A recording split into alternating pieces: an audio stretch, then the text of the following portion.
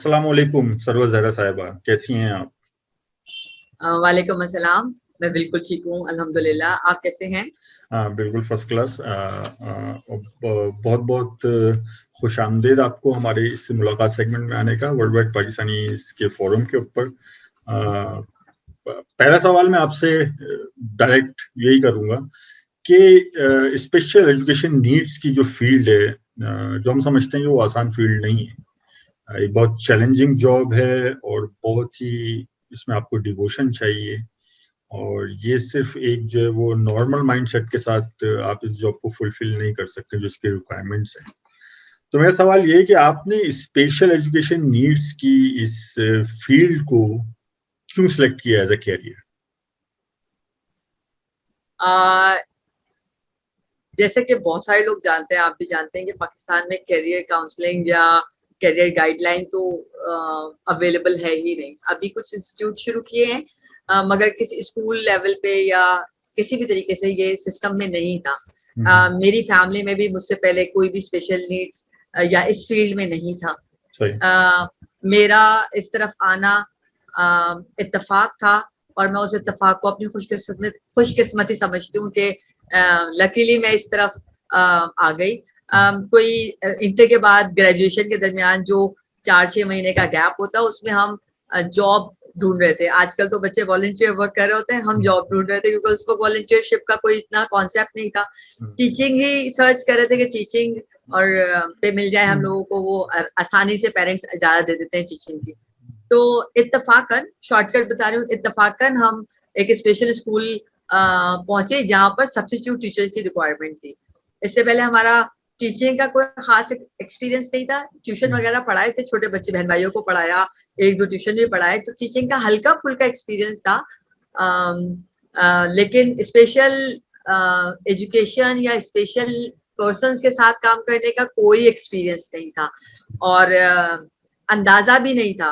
जब मैं वहां पहुंची हूँ ना, जो मेरा फर्स्ट डे था और मेरा जो एक्सपोजर था, तो वो मेरे लिए बड़ा शॉकिंग था। क्या मुझे लगता था कि ये तो कोई और दुनिया है, ये लोग कौन है, इनको मैंने इस बिल्डिंग के अलावा तो नहीं देखा। यानी कि इस बिल्डिंग के अंदर आकर एक अलग दुनिया में हम आ गए, और इस बिल्डिंग से बाहर हम एक अलग दुनिया में, जो हमारी एक so called normal atypical life है। तो मेरे लिए बड़ा शॉकिंग था। फिर वहां जाकर इतने मासूम बच्चे, इतनी मासूमियत उनके चेहरों पर, उनकी बातों में, कि खुद ब खुद अपनी तरफ को अट्रैक्ट कर लेना उनका।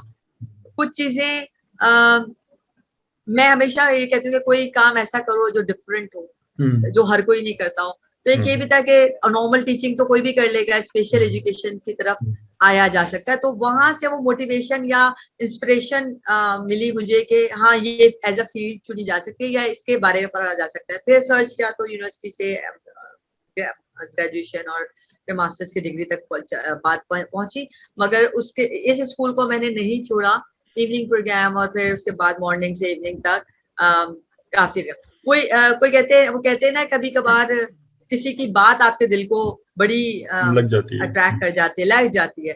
तो वही वो बात मेरी जो हेडमिस्ट्रेस थी उस स्कूल की, हम कुछ टीचर्स बैठे हुए थे और हम जर्नल डिस्कशन कर रहे थे। तो उसको हमने कहा, वो ये बता रही थी कि हर साल यूनिवर्सिटी से कोई 100 से ऊपर बच्चे स्पेशल एजुकेशन में पास आउट होते हैं ग्रेजुएशन करके या मास्टर्स डिग्री लेकर, मगर प्रोफेशनल लाइफ में वो इसको एज अ करियर नहीं चूज करते। तो उस पे मुझे हैरत हुई थी, क्योंकि मैं तो इस फील्ड में आई देख के थी, काम देख के मैं आई हूँ। मैं पढ़कर नहीं आई थी, मैंने पहले देखा, पहले अपना अपना सिस्टम तय किया कि नहीं मुझे ये करना है, और फिर मैंने पढ़ा। तो वो जो पढ़कर आ रहे हैं वो कैसे नहीं करते, खैर हाँ कैसे नहीं।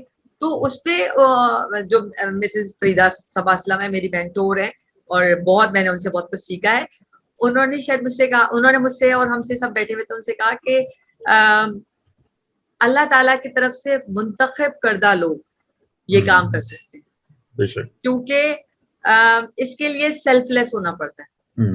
आपको आपके अंदर कुछ होगा तो आप ये काम कर सकेंगे, अदरवाइज आप नहीं कर सकेंगे। फिर वहां का एक चीज मुझे और बड़ी फैसिनेटिंग लगी थी, उन लोगों ने जब इंटरव्यू किया था हम लोगों का, जब हम गए थे तो इंटरव्यू के वक्त उन्होंने HPT टेस्ट लिया था। अच्छा, वो HPT टेस्ट क्या होता है? हाउस पर्सनैलिटी ड्राइंग टेस्ट था। उससे उन्होंने पर्सनैलिटी निकाली थी। तो ये बात तो मुझे बाद में पता चली कि अच्छा ये कुछ होता है, बिकॉज जब उस वक्त तो हम बिल्कुल इंटर के बच्चे थे, तो इंटर लेवल में 16 ईयर की लड़कियां तो इतनी कंपोज नहीं होती है कि उनको सब कुछ पता। तो खैर जब हमें बाद में पता चला तो हमने पूछा कि इतने सारे लोग थे, उनमें से हमें सेलेक्ट किया, तो क्या रीजन थे पीछे? तो उन्होंने कहा कि जो पर्सनैलिटी एनालिसिस होता है ना, उसमें आपकी फिगर जो आपने ड्राइंग की थी उससे आपके अंदर सबसे, हमें बताया उन्होंने, हमने पूछा था, हमारी डिमांड पर उन्होंने हमें बताया कि सरवत आपके अंदर दो तीन खूबियां हैं, लेकिन सबसे अच्छी खूबी जो है ना वो आप में परसिवरेंस है, आप मुस्तकिल मिजाज बहुत है। माशाल्लाह। किसी चीज के ऊपर, किसी चीज पे भी लगेंगी ना आप, और तो आप मुस्तकिल मिजाजी के साथ काम करेंगी। एंड इस फील्ड में ये तो की है किसी भी फील्ड की, कि आप कहीं पे भी काम करेंगे तो आप बहुत अच्छा काम करेंगे। दूसरी बात है कि आप एम्पैथिक है, जो कि रेयर है लोगों में लोगों के लिए हमदर्दी, तर्स तो होता है, हमदर्दी नहीं होती, लेकिन सिंपैथी तो होती है, एम्पैथी नहीं होती है। तो इस तरह की बड़ी पॉजिटिव बात है। वो पता नहीं उन्होंने वो हमें खुश करने के लिए बहरहाल मोटिवेट करने के लिए कहे थे। बहरहाल वो बड़ा वो कुछ पॉइंट्स थे जिस क्लिक कर गया और हम इसको कंटिन्यू करते चले गए। तो इस तरीके की एक पूरी सिचुएशन थी। अल्हम्दुलिल्लाह अब तो 21 साल हो गए इस काम को, अब से 21वां खत्म करके 22 से माशाल्लाह। अब वो कहते हैं ना कि कुछ प्रोफेशन ऐसे होते हैं जिनको आप सिलेक्ट नहीं करते हैं, असल में वो प्रोफेशन आपको सिलेक्ट करते हैं।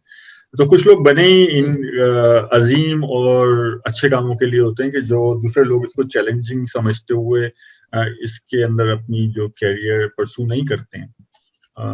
लेकिन कुछ लोग ऐसे होते हैं, कुछ हमारे, जैसे हमने अपने इंट्रो में एक टीजर के अंदर कहा कि कुछ सुपर ह्यूमन हमारे इस माशरे के अंदर हमारे साथ रह रहे होते हैं, जिनकी वजह से जो है ये हमारा माशरा इस वक्त भी खड़ा है। सब कुछ अन्नानिया, चोर बाजारी, सब कुछ होते हुए भी लोग, आप जैसे लोग इस माशरे के अंदर मौजूद हैं और you are true super heroes. अब आ जाते हैं आप दूसरे सवाल के ऊपर कि पाकिस्तान में, बिल्कुल आप कराची बेस हैं तो कराची से हम शुरू कर लेते हैं, उसके बाद किसी और सेगमेंट के अंदर हम पूरे ओवरऑल पाकिस्तान के ऊपर नंबर्स के ऊपर डिस्कस करेंगे कि कराची के अंदर ओवरऑल जो जिसके आप कहते हैं कि इंक्लूसिव एजुकेशन, ये भी कॉन्सेप्ट लोगों को शायद अभी तक समझ में नहीं आया है, उम्मीद है कि आप थोड़ी सी उसको रोशनी डालेंगी।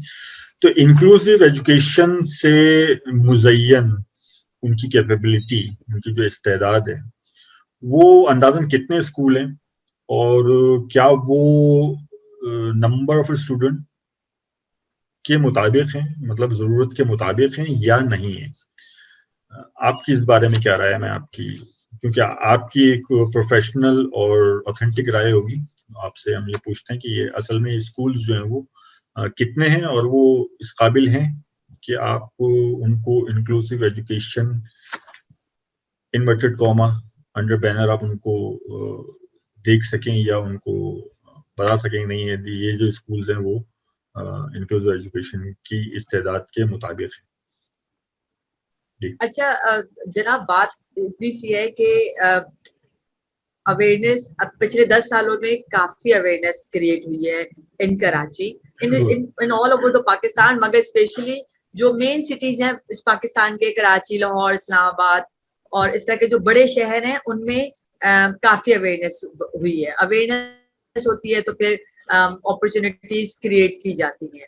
मगर आपके सवाल के मुताबिक इंक्लूसिव स्कूलों की तादाद और इस्तेताद, ये अगर मैं ऑन ग्राउंड रियलिटी बताऊं, बिकॉज मैं 21-22 साल से इस ऑन ग्राउंड काम कर रही हूँ, प्रैक्टिकली कराची बेस्ड हूँ, तो अगर 100% इंक्लूसिव कहा जाए सर, तो एक भी स्कूल 100% इंक्लूसिव के उस पर पूरा नहीं उतरता। रीजन बिहाइंड इट, इसको थोड़ा सा है तो ये देखें, ये इंक्लूसिव एजुकेशन सिस्टम डेवलपमेंट का एक पूरा एक बड़ी वास्ट टॉपिक है ये। इसको हम छोटे से करके नहीं समझ सकते। समझने की जरूरत ये है कि इंक्लूसिव किसी जगह का नाम नहीं है, इंक्लूसिव एटीट्यूड का नाम है। और ये एटीट्यूड जिस दिन जिस जगह जिस शख्स में आ जाएगा, वो सिस्टम वो अपने इर्द गिर्द के माहौल को ऑटोमेटिक इंक्लूसिव करता चला जाएगा। एक्सेप्टेंस है ना बेसिकली, तो मसला ये कि एक्सेप्टेंस है। When you accept something then you understand.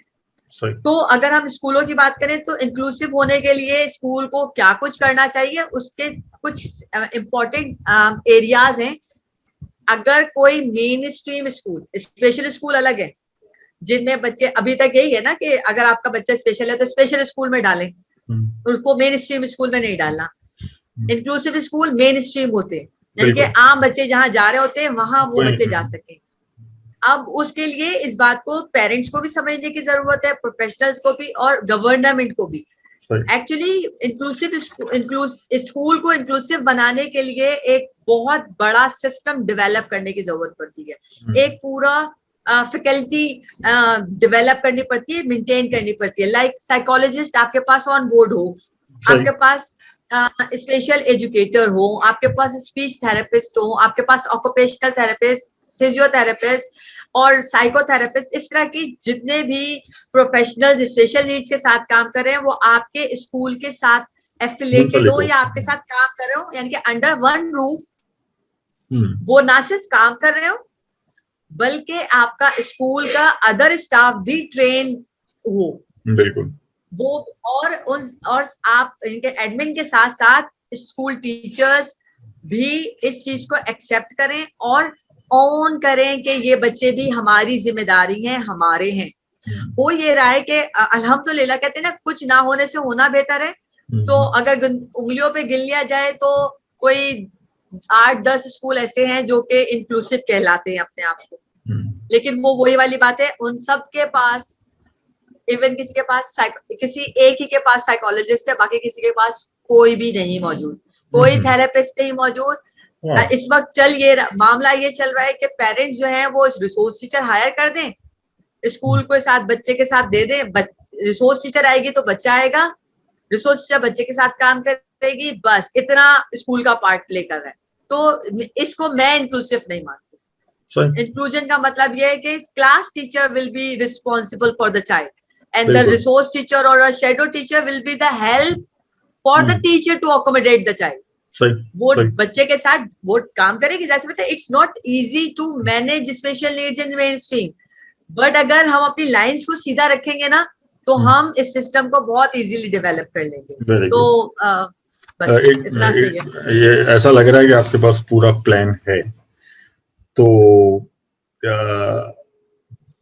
मुझे ऐसा महसूस हो रहा है कि आपके पास पूरा प्लान है कि स्कूल किस तरह होना चाहिए, which is a very good thing as a professional. अच्छा, हुकूमती सतह के ऊपर क्या इक़दाम ऐसे लिए गए हैं, not on paper, I am not talking about the policies और पेपर वर्क, नो, फिजिकली ऐसे क्या इक़दाम गवर्नमेंट की तरफ से लिए गए हैं जो आप ऑब्जर्व कर रहे हैं कि ये हो रहे हैं या नहीं हो रहे हैं? जरा इसके ऊपर रोशनी डालें। अच्छा, मैं यहाँ पर लफ्ज बदकिस्मती यूज करूंगी, हालांकि मैं करती नहीं हूँ अमूमन, लेकिन ये बदकिस्मती है हमारी कि पाकिस्तान में सेहत और तालीम के ऊपर काम नहीं हो रहा, और अगर हो रहा है कहीं तो वो सिर्फ पेपर वर्क ही हो रहा है, ऑन ग्राउंड नहीं हो रहा। ऑल्दो के इस सिंध गवर्नमेंट हमारी पीपल्स पार्टी, जो भी नाम ले रही हूँ मैं, उन्होंने एक लॉ पास किया 2019 में और 18 और 19 के दरमियान एक लॉ पास किया है जिसमें जो माइल्ड टू मॉडरेट बच्चे हैं उनको मेन स्ट्रीम स्कूल में एडमिशन के लिए पाबंद किया है, और अगर वो ना ले एडमिशन तो आप सू कर सकते हैं। अब यहाँ पर कोर्ट कचहरी और ये सब मामला कौन करेगा? दूसरी बात, सरकार जो है वो सरकारी स्कूल पे पहले इम्प्लीमेंट करे, तो वो पहले अपनी नॉर्मल एजुकेशन को बेहतर करे सही या वो स्पेशल नीड्स के बच्चों को डाले। बिकॉज वहां पर जो टीचर्स हैं, आई एम सो सॉरी अगर कोई गवर्नमेंट का बंदा देख रहा है, मगर ये बड़ी ही कहते ना बिटर ट्रूथ है, बड़ा कड़वा सच है कि टीचर्स की एज इतनी है कि वो उनसे खड़ा नहीं हो जाता, या वो एक जगह बैठ गए तो बैठ ही गए। बहुत कम यंगस्टर्स को टाइम जगह मिलती है टीचिंग उसके लिए, तो रिटायरमेंट ले तो नया यंगस्टर आए और वो कुछ पढ़ाए। कुछ एनर्जी होनी चाहिए, और स्पेशल नीड्स के साथ बिलीव मी आपकी फिजिकल एनर्जी बहुत यूज होती है, बिकॉज आपको मेंटली एंड फिजिकली 100% अलर्ट होना पड़ता है। तो सरकार की तो ज्यादा चलेगी सरकार पे ना, तो सरकार की अपनी नॉर्मल स्कूल पे नहीं चल रही, तो वो उन सरकारी नॉर्मल स्कूलों में स्पेशल नीड्स के बच्चों को क्या वो अकोमोडेट करेंगे, तो जीरो। फिर रह गए रिहैबिलिटेशन सेंटर। एक बड़ा जबरदस्त कराची में रिहैबिलिटेशन सेंटर सिंध गवर्नमेंट में शुरू कर दिया है, मगर अनफॉर्चुनेट वहां पे इतनी लंबी क्यों है, बिकॉज क्योंकि नंबर ऑफ बच्चा ज्यादा है और फैसिलिटेशन कम है। बिल्डिंग आप देखें, रूम्स, इनके इक्विपमेंट देखे भरमार है। कसम खुदा के बोलते अगर वो हमें दे दे तो शायद हम इसको इससे बेहतर अंदाज में चला लें, मगर वो वही वाली बात है ना कि कुछ चीजें हमारे दायरे अख्तियार में नहीं होती हैं। तो रिहैबिलिटेशन सेंटर्स के हवाले से एक बहुत अच्छा रिहैबिलिटेशन सेंटर खोला है। प्राइवेट सेक्टर्स बहुत काम कर रहा है, गवर्नमेंट पे मैं कहूंगी कि ना होने के बराबर, जीरो वर्क है फॉर स्पेशल नीड्स। स्कूलों के लिए वो प्राइवेट स्कूलों को वो पाबंद कैसे कर सकता है, क्योंकि फिर, और वो बिल्कुल ठीक भी कहेंगे, अगर कोई प्राइवेट स्कूल नहीं भी ले रहा तो वो ठीक भी कह रहा है। उसकी वजह ये है कि एक तो प्राइवेट स्कूल के मनी मेकिंग हो जाती है ना, बिजनेस है, इतनी फीसें हैं, उसके बाद रिसोर्स की फीस हो जाए, और वो जब फुली इक्विप्ड नहीं है, when the school is not fully equipped, एक होता है मैन पावर, एक होता है इक्विपमेंट। इक्विपमेंट मैन पावर के बगैर बेकार है, मैन पावर इक्विपमेंट के बगैर बेकार है। तो फुकदान यहाँ आ जाता है कि मेन स्ट्रीम वाले ही कहते हैं कि हमें नॉर्मल एटिपिकल बच्चों के साथ वही अर्निंग हो रही है, तो हम इनको दे के फिर इनके लिए एक्स्ट्रा एफर्ट क्यों करें। तो वो कहते हैं हम इसी में भले। तो वो जो एक दो ले भी लेते हैं किसी सोर्स के हवाले से या खुद तरसी में, तो वो एक टाइम पर आके कहते हैं कि जी बस हो गया, अब ये आपका बच्चा मैनेजेबल नहीं है। बिकॉज स्पेशल नीड्स का मतलब समझने की जरूरत है। स्पेशल नीड्स का बच्चा ऐसा नहीं है कि यूं आएगा यूं बैठ जाएगा, डाइवर्सिटी है। हर, जैसे हम एक फैमिली में रहते हुए एक दूसरे से डिफरेंट बहन भाई हैं या डिफरेंट लोग हैं, एक सोसाइटी में डिफरेंट लोग हैं, एक बिल्डिंग में 10 लोग रह रहे हैं, तो वो सब अलग है। इसका हर बच्चा स्पेशल नीड्स की भी, उसकी भी नीड्स डिफरेंट है। तो उसको जब तक आप मोटिवेट वो नहीं फुलफिल नहीं कर सकते वो नीड्स, तो अच्छा है कि एडमिशन नहीं लेते। सही। मतलब अभी स्कूल्स भी जो है वो इस काबिल नहीं है कि बिल्कुल भी नहीं है, क्योंकि अगर सरकारी स्कूलों के अंदर जो उनकी नॉर्मल एक एजुकेशन है वो ही डामाडोल है और वो प्रॉपर नहीं हो रही है, और जो हकीकत है, तो फिर ये स्पेशल नीड एजुकेशन जो है वो एक जुए शीर की तरह है कि कौन लेके आए इसको। अच्छा, तो इस सिलसिले में वालिदैन या अवामी सतह के ऊपर, क्योंकि ये बच्चे जब स्कूल में आप एडमिशन करवाते हैं और कोई स्कूल जो वो एक्सेप्ट कर लेता है, तो जो दूसरे जो नॉर्मल जिनको हम कहें कि बच्चे, उनके वालिदैन, उनकी तरफ से क्या उनका रद्द अमल होता है, क्या होता भी है, अगर होता है तो किस तरह का रद्द अमल ज्यादातर देखने में आता है, कि वो हो सकता है कि वो कहेंगे नहीं हमारा बच्चा इनके साथ नहीं बैठेगा, मतलब इस तरह की बातें। तो बिल्कुल ऐसा होता है, ऐसा बिल्कुल ऐसा है। अब अगर मैं इस वक्त करंटली अपने स्कूल की बात करूं जहां मैं काम कर रही हूँ, वहां क्योंकि मैं 10 साल हो गए हैं मुझे ये सिस्टम डेवलप किए हुए अल्हम्दुलिल्लाह, तो 10 सालों में मेरा बच्चा जो क्लास 1 में था वो मैट्रिक में है, तो वो और हर साल जब मैं एडमिशन लेती हूँ तो वो बच्चे हर क्लास से आगे बढ़ जाते हैं। ये जब इंक्लूसिव, अगर अपनी सोसाइटी को आपने इंक्लूसिव करना है तो आई थिंक स्कूल से बेटर ऑप्शन कोई नहीं है, क्योंकि छोटे बच्चे जब एक्सेप्ट कर लेते, ये हम बड़े हैं जिनको बुराइयां दिखती हैं, ये कमजोरियां दिखती हैं, गलतियां दिखती हैं, छोटे बच्चे बहुत मासूम होते हैं, वो हर चीज जल्दी से एक्सेप्ट कर लेते हैं, जल्दी से अडॉप्ट कर लेते हैं। अगर हम किसी की हेल्प करना सिखाते हैं तो बच्चे ऑटोमेटिकली हेल्प कर रहे होते हैं। मेरे पास प्ले ग्रुप से बच्चे हैं और नर्सरी लेवल के बच्चे हैं जहां वो बच्चे आते हैं, मेल्ट डाउन हो रहा है, बच्चा डिस्ट्रैक्ट कर रहा है क्लास को, मगर ना टीचर कोई बात कह रही है हमें, ना ही बच्चे डिस्टर्ब हो रहे, बच्चे जैसा था डिस्टर्ब हुए, लेकिन वो बच्चे यूज टू होने लगते हैं कि बच्चे का वो अपसेट है, यू नो, माइंड में क्या बात जहन में कि he is upset, so you will continue with your studies, aunty will take care of him या हर। तो वो आंटी जो उसके साथ स्पेशल नीड्स बैठी हैं या resource teacher as a resource person काम करेंगे, वो उसको थोड़ी देर में उसको बहलाकर या तो बाहर ले जाएंगी रिमीडियल की तरफ, आइसोलेशन की तरफ, या उसको मेल्टडाउन, उसके मेल्टडाउन को या उसके टेंट्रम को वहीं पर केटर करने की जरूरत कोशिश करेंगी। तो वो एक सिस्टम के थ्रू काम होता है। पेरेंट्स की तरफ से स्टार्टिंग में मेरे स्कूल में कम, लेकिन दूसरे स्कूलों का मैं सुनती हूँ कि पेरेंट्स तो क्या स्कूल वाले टीचर्स तक भी कहते हैं कि मैं नहीं करा सकती, मैं नहीं पढ़ाऊंगी, मेरी क्लास में ना आइए बच्चा। ऐसे भी सुने हमने तो वाकया कि नहीं भाई मुझे बहुत मैं डर जाते, डर, क्योंकि हम बड़े हैं ना तो हम ज्यादा डरपोक हैं। बच्चे तो जब बच्चे डरपोक नहीं होते, क्योंकि बच्चों में क्यूरियोसिटी इतनी है, उनके अंदर डर डालेंगे तो डर आएगा, डर नहीं डालेंगे तो नहीं आएगा। तो बच्चे एक्सेप्ट कर लेते हैं। हमें एज एन अडल्ट, हमें एज अ इस सोसाइटी को अगर हमने इंक्लूसिव करना है तो हमें अपने उसको बेहतर करने की जरूरत है। पेरेंट्स को बहुत सारी दिक्कत होती है, बहुत, हम उनके कहते हैं ना उनके जूते में पैर नहीं डाल सकते जिस वक्त वो जिस किस्म की कंडीशंस या सिचुएशंस वो फेस करते हैं।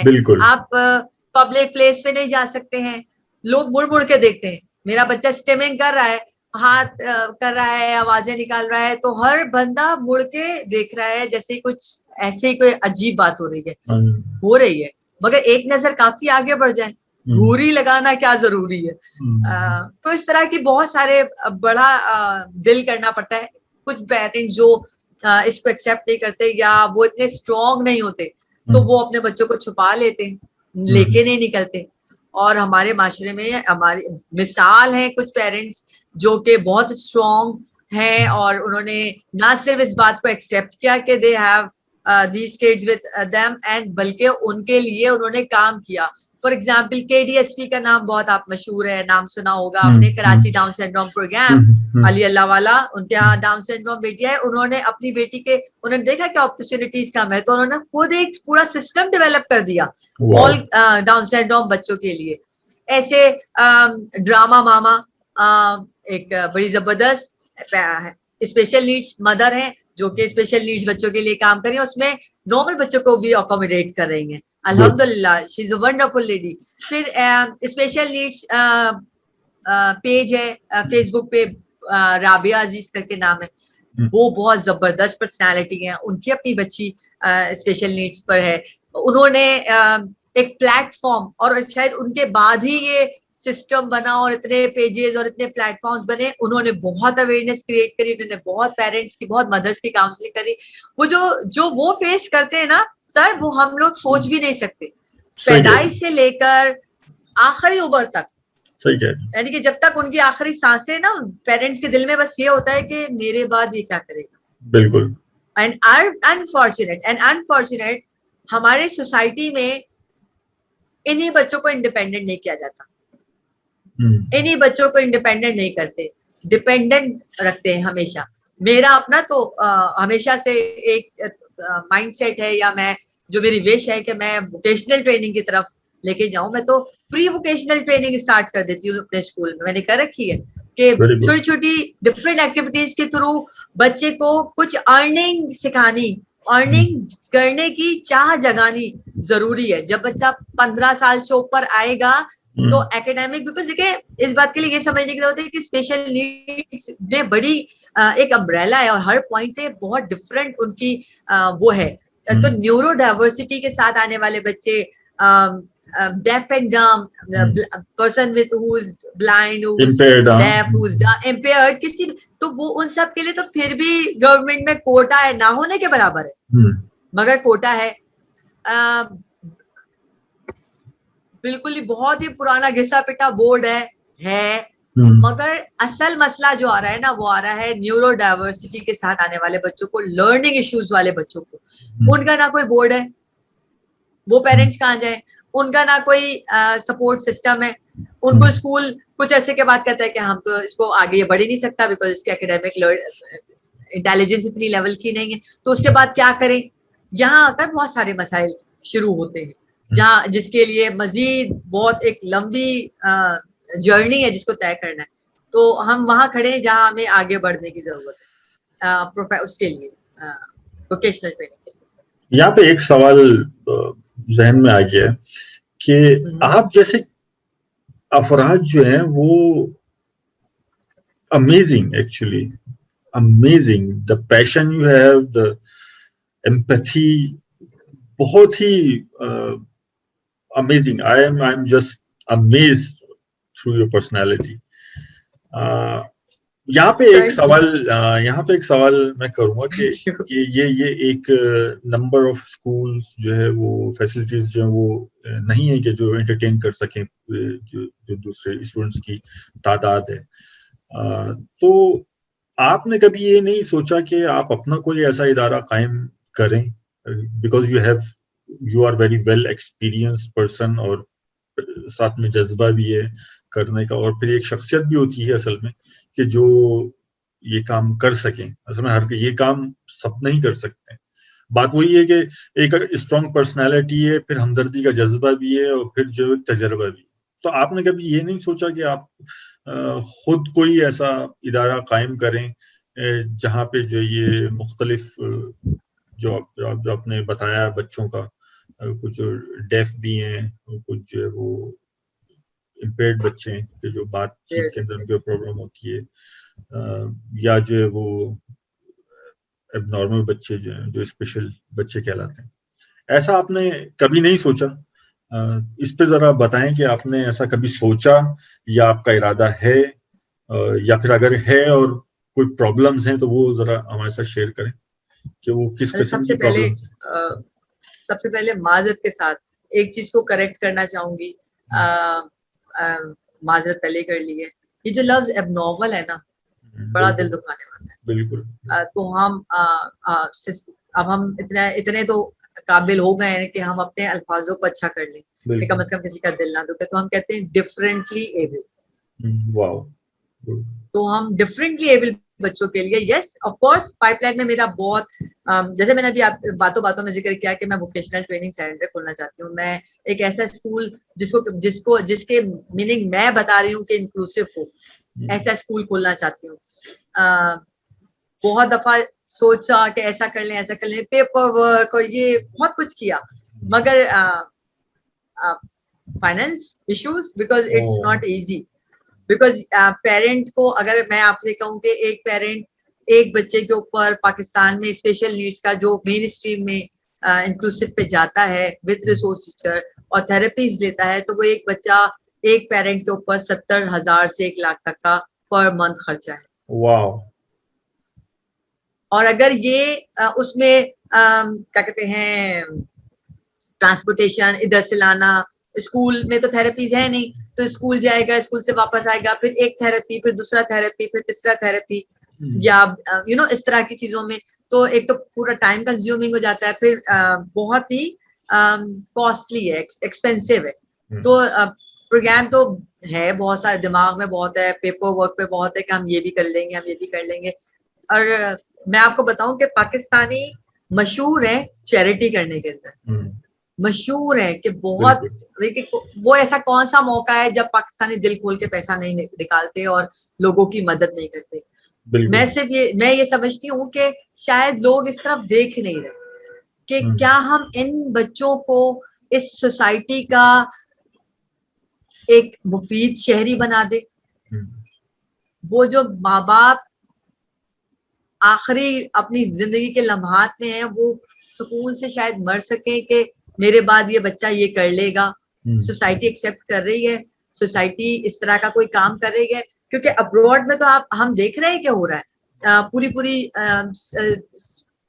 ग्रेजुएशन का सर्टिफिकेट दिया जा रहा है कि बच्चा ग्रेजुएट हुआ है, फिर वहां पर डिफरेंट होटल्स वगैरह पर बच्चों को जॉब्स दी जा रही है, एक्सेप्ट किया जा रहा है। यहाँ अभी ये ना है ही नहीं, ना होने के बराबर, 0 वाली कैफियत में। तो जब तक हम करना शुरू नहीं करेंगे, ये खुद ब खुद नहीं होगा, खुद ब खुद। और सरकार पे भरोसा करेंगे, सॉरी, सरकार नहीं कुछ करने वाली, क्योंकि सरकार सबसे पहले जो एटिपिकल है, जिसको हम नॉर्मल कहते हैं, एटिपिकल जो बच्चे हैं उनके ऊपर काम कर लें, या उनकी एजुकेशन, जो एजुकेशन सिस्टम है उसी को बेहतर कर लें। बिकॉज पाकिस्तान का अलमिया तो ये है ना, यहाँ पे सिस्टम इतने सारे हैं, कोई कैम्ब्रिज है, AKU है, मैट्रिक बोर्ड है, फेडरल बोर्ड है, तो पेरेंट्स इसमें कंफ्यूज हो, वो AKU आगा खान बोर्ड हो गया, यानी कि इतना कुछ है कि पेरेंट्स कंफ्यूज रहते हैं। यस, आपके सवाल का जवाब ये है कि बिल्कुल मेरा इरादा है और बहुत ख्वाहिश है, और बहुत पुरानी ख्वाहिश है जिसको मैं कभी मरने नहीं देती, और हमेशा उसको स्टार्ट में रखती हूँ कि कभी कोई मौका आएगा इंशाल्लाह ये जरूर हम करेंगे। बेसिकली जो प्रॉब्लम्स हैं इस वक्त वो फाइनेंस के, बिकॉज फाइनेंशियल, हम लकीर के, पाकिस्तान में भी लकीर के इस पार वाला, कराची एक बहुत बड़ा शहर है, मेट्रोपॉलिटन, इसमें ये भी एक बहुत बड़ी समझने की बात है कि जो डिफेंस, क्लिफ्टन, PCHS, लकीर, न्यू कराची, सरजानी, नाजाबाद, नॉर्थ नाजाबाद, समझ रहे, ये 2 अलग अलग किस्म की मखलूक है। एक पेरेंट जो अफोर्ड कर सकता है वो 70,000 पे कर देता है, और जो मेरे साथ रहने वाले लोग हैं, जो मेरी, वो कहते हैं व्हाइट कॉलर लोग, मिडिल क्लास फैमिलीज, वो अपने बच्चों के साथ, वो दिल तो उनका भी है कि वो बच्चे आगे बढ़े, लेकिन वो अफोर्ड नहीं कर सकते इतना कुछ। डिफेंस में, क्लिफ्टन में रहने वाला, या जो अल्लाह ताला ने जिनको दिया है वो कर रहे हैं, करते हैं, और वो दूसरों के लिए भी करते हैं, मगर वो नाकाफी है, क्योंकि एक बहुत बड़ी आबादी north Nazimabad, north Karachi, new Karachi, Surjani, Malir, Landhi, Korangi, ये वो इलाके हैं जहां गरीब तबका, मिडिल क्लास, व्हाइट कॉलर लोग रह रहे हैं, और स्पेशल नीड्स के बच्चे उनके पास भी बेतहाशा है।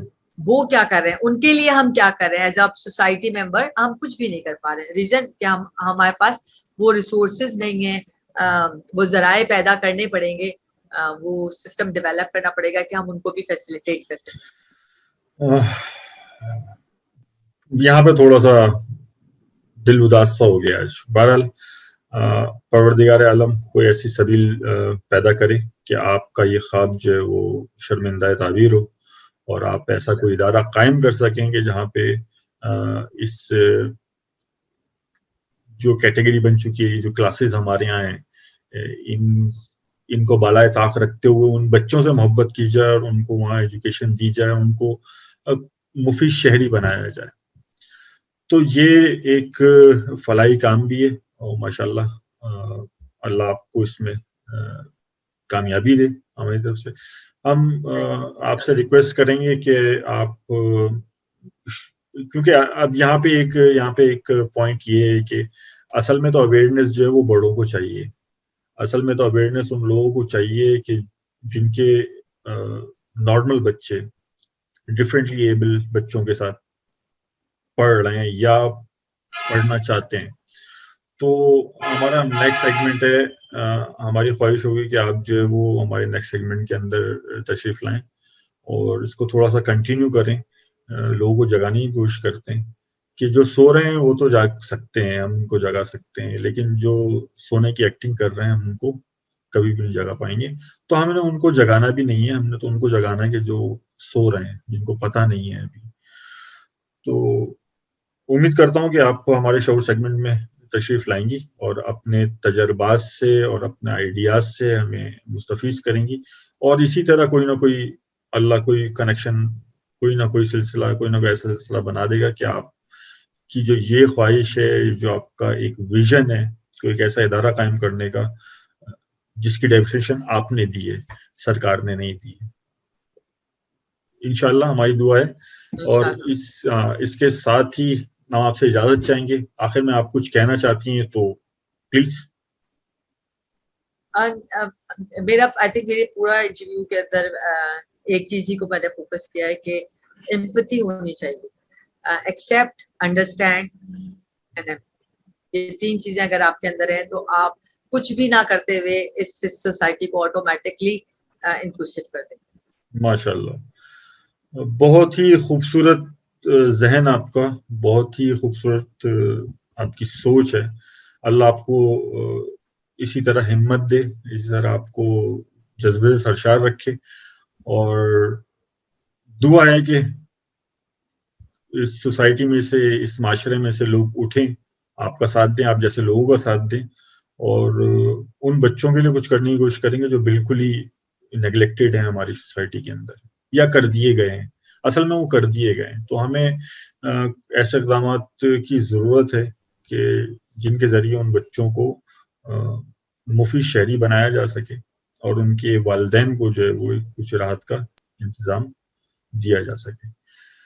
तो नेक्स्ट सेगमेंट तक के लिए हम आपसे इजाज़त चाहेंगे, और इंशाअल्लाह शऊर सेगमेंट के साथ हम दोबारा आपको ऑन बोर्ड लेंगे। तब तक के लिए अल्लाह हाफ़िज़।